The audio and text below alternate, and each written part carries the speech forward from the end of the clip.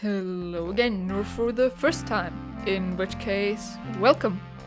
Today I'll be making another traditionally German baked good, Apfelstreuselkuchen, which roughly translates to apple sprinkle cake.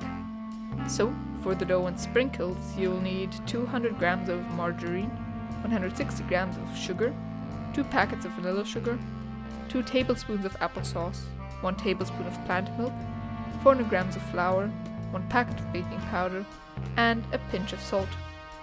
For the apple part, you'll need about 500 grams of apples, a teaspoon of cinnamon, and a tablespoon of lemon juice.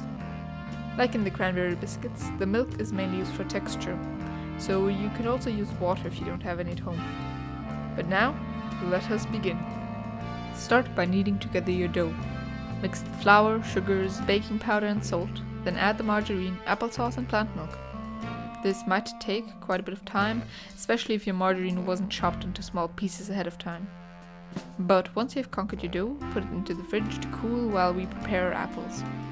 Now, chop up your apples into small pieces. This part is easiest if you happen to have some friends you can bribe with the promises of finished cake, or are able to crush them perfectly into pre-cut pieces with your bare hands. Add in the cinnamon and lemon juice.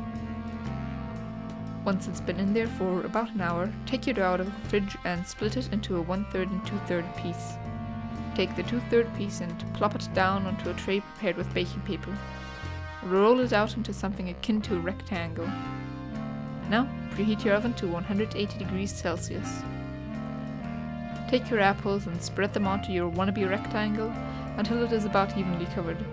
Then, take your remaining dough and crumble it onto the apples. Put the cake into the oven and bake it for around half an hour or until the sprinkles and edges brown. You can then cover a finished slice of cake with powdered sugar before paying off your debts for unpaid labor. But anyway, enjoy.